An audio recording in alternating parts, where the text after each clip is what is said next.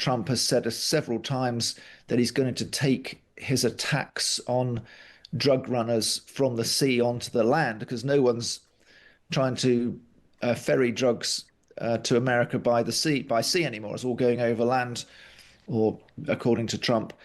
So these things are applying enormous pressure on the Maduro regime, which Trump said, he said the quiet part out loud, actually, in an interview with Politico yesterday, where he said that Maduro's days are numbered. We're joined by the brilliant Times assistant US editor, David Charter. David, a warm welcome. Good afternoon from Washington, D.C. Great to have you with us. Let's touch on this breaking news first of all, shall we? US-Venezuela relations in a significant escalation in the past hour. Donald Trump's confirmed to reporters that the US have seized an oil tanker off the coast of Venezuela. As you probably know, we've just seized a tanker on the coast of Venezuela, large tanker, very large. Largest one ever seized, actually. And other things are happening, so you'll be seeing that later, and you'll be talking about that later with some other people. This is a significant shift from targeting suspected drug vessels, isn't it? That they've taken, well, a sanctioned oil tanker is how it's described in some of the write-ups that I've been looking at, David. But just give us some more detail. Yes, that was Trump announcing it just about 20 minutes ago, actually, and a dramatic escalation in America's pressure on Venezuela. As you say, the American military has blown up about 20 boats, it says, were drug runners, and killed about 80 people who were on them. Now they've taken what Trump says an enormous oil tanker, and at the moment they've left us to guess the precise reasons. It may be something to do with transporting, as you say, sanctioned oil to a country where it shouldn't be going. It's unlikely, I think, to be related to the drug crackdown, but it could be. It could also be something to do with drug running. You don't know at the moment, I'm afraid. All we've been told is that the US Coast Guard in international waters, supported by the US Navy, have boarded a Venezuelan oil tanker. Could it be anything to do with trying to shut down a major source of funding for Maduro's government? Trump imposed a 25% tariff on all goods imported into the US from any country buying oil or gas from Venezuela. I presume that is why it is sanctioned. But this would, this will hurt the Maduro government, already really embattled. Absolutely. Its main source of revenue, I believe, is from its huge oil reserves. Produces 1 million barrels of oil a day. That's got to go somewhere. And there are various countries that the US and the international community doesn't want it to go to. So that could be the reason for it. We wait to find out. We're going to have a briefing later today, I think. But it was certainly also considering that Trump has said several times that he's going to take his attacks on drug runners from the sea onto the land, because no one's trying to ferry drugs to America by sea anymore. It's all going over land, or according to Trump. So these things are applying enormous pressure on the Maduro regime, which Trump said, he said the quiet part out loud, actually, in an interview with Politico yesterday, where he said that Maduro's days are numbered. Yeah. He didn't rule out, or hasn't ruled out, military intervention, boots on the ground into Venezuela. How long do you give Maduro, David? Do you think he'll be out by Christmas? Oh golly, I couldn't estimate it like that. We think that there is a negotiation behind the scenes. We think that Maduro would go to Cuba, for example, under the right circumstances, in exile. We think the Americans don't want that. They don't want him even closer to America in Cuba. They've got a problem with the Cuban socialist / communist regime, which is basically helping to prop up Maduro. We're told that all of his security team are Cubans because he doesn't trust enough Venezuelans to keep him safe. So that's the sort of information we're getting in America at the moment. Yeah. All right. Let's move on to Donald Trump accusing the New York Times of seditious, perhaps even treasonous behaviour over its reporting on his health. The US president hit out at the paper in a post on Truth Social overnight. Here he is a week ago speaking about his health after undergoing what the White House called a comprehensive executive physical. Right now, I think I'm sharper than I was 25 years ago, but who the hell knows? By the way, I took my physical. I got all A's, everything. But they said to me, would you like to take a cognitive test? I said, is it hard? They said, yes. I said, well, I'm a very smart person. Who was the last president to take one? No president has ever agreed to take one. And there is, of course, a lot of speculation about bruising on his hands. He covers that with makeup. It is a legitimate medical condition, but not one of concern, according to Caroline Leavitt, his press secretary. In the piece, the writer Frank Bruni, this is for the New York Times, said that Trump's approval ratings have declined in recent months, and so, by the looks of things, has his vigour. It was a whole big piece on Trump's health, wasn't it? Out a couple of weeks ago. Why is he only reacting to it now, David, do you think? Oh, well, actually, this piece did appear more recently than that, I think. Oh, okay.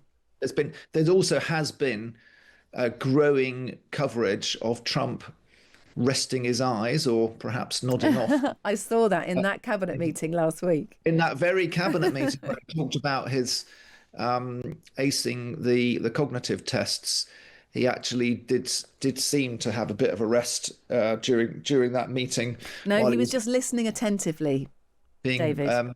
Praised and flattered by members of his cabinet. He did also seem to briefly close his eyes in the Oval Office last month when there was a quite long meeting, a public meeting on weight loss drugs. Perhaps wasn't the most exciting stuff, so he maybe can be forgiven. But there are signs. This is what this author is rounding up, of course, in the article, saying there are suggestions that he's slowing down.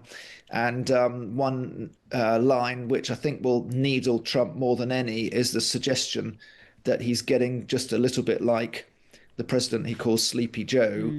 The article was saying that Americans are once again on a kind of presidential fitness watch, reading the tea leaves of bruises, blotches and gaffes. And that is the sort of thing that is designed to, pardon the pun, get under Trump's skin, following, as you said, the appearance of bruises on his hands, which was originally explained by his press secretary, Caroline Leavitt, as he shakes a lot of hands and he's got a vein condition, which makes him susceptible to bruising. But then the bruise appeared on his left hand, which he doesn't use for shaking hands.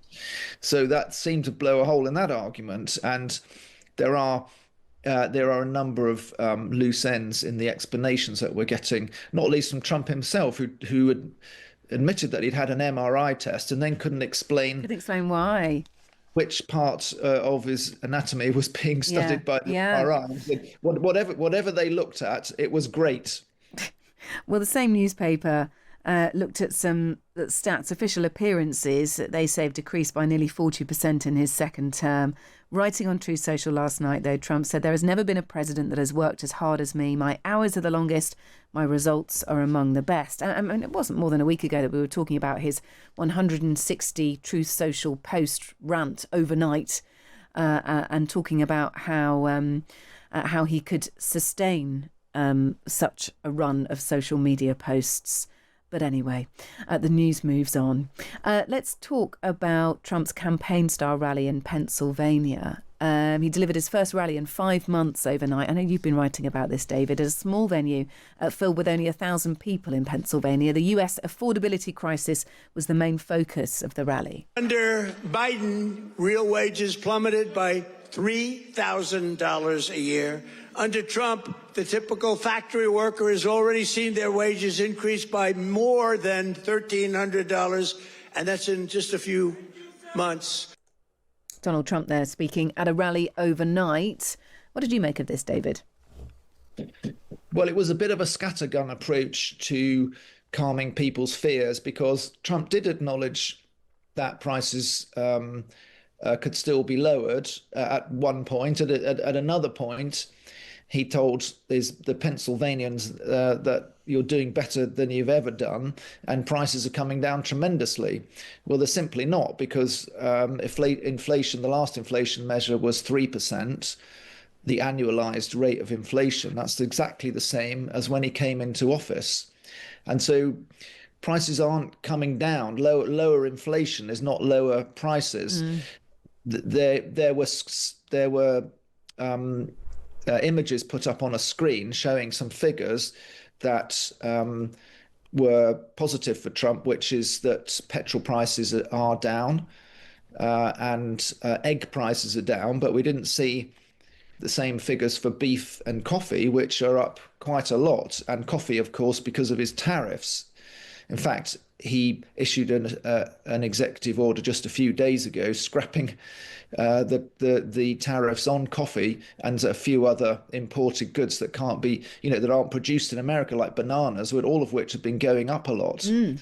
and causing the grocery bill to go up. And there are concerns, and people, senior Republicans, are talking about Trump losing his touch a bit here because he was able, of course, to win power by channeling the fears of his working class base, but by telling them they're doing better than ever when they don't feel that they are.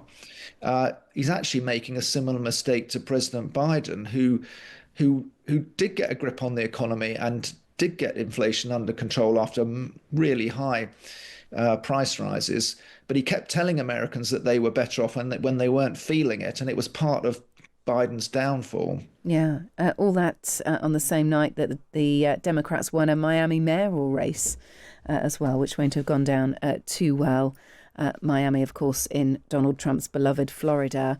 Just a few minutes to talk about, well, a bit of a victory for the Times. I think we can call this, David Charter. It's the rollback of a Biden-era policy. The US Secretary of State Marco Rubio has ordered the State Department to return to its use of the font Times New Roman. That originated, of course, it was designed for the Times in 1931 by Stanley Morrison. Rubio's predecessor, Antony Blinken, had introduced Calibri as the font of choice because it was more legible, clearer for people with disabilities. It seems that Marco Rubio is having none of this, called it a wasteful diversity move. And he sent a cable, it says here, a cable sent by Rubio to all US diplomatic posts with the subject line, "Return to tradition, Times New Roman, 14-point font required for all department paper." 14-point, though, that means it's very large, doesn't it? Anyway, what do we make of this? It's actually 1 point lower than Antony Blinken's recommendation. Oh, of really? Calibri, 15-point Calibri messages. Also upset diplomats a bit as well, to be honest. Well, it's a victory for the Times, I would say. The Times editorial in 2023, when the State Department ditched Times New Roman in favor of this, what the Times called the round-edged upstart, which is known as Calibri, was a monstrous misjudgment, the Times said, calling it dumbing down, and actually saying it's hardly surprising that Mr. Blinken is happy to sacrifice typographical tradition on the altar of modernity. He is, after all, an American. Wow. How times have changed. But the reasoning given by Marco Rubio for this order to all of his diplomats and stations around the world is that Calibri was part of President Biden's diversity and equity initiatives that was brought in for woke reasons that are now, of course, being reversed in every conceivable fashion by the Trump administration. And this is just another somewhat frivolous example of it, but not according to the Times leader writers. I wouldn't mind betting there'll be another leader on it tomorrow morning in the paper. But I should just say, before listeners jam the phone lines and break the email, that Times New Roman and Calibri are typefaces and not fonts, as has been sorry. Just to Okay, I get you off. stand. I stand corrected. David Charter, always a pleasure to speak to you. You can read David's work, by the way, at thetimes.com and in the paper, and of course at the work of the wider team over there as well. Brilliant as they are. David Charter is the Times Assistant US Editor. Thank you.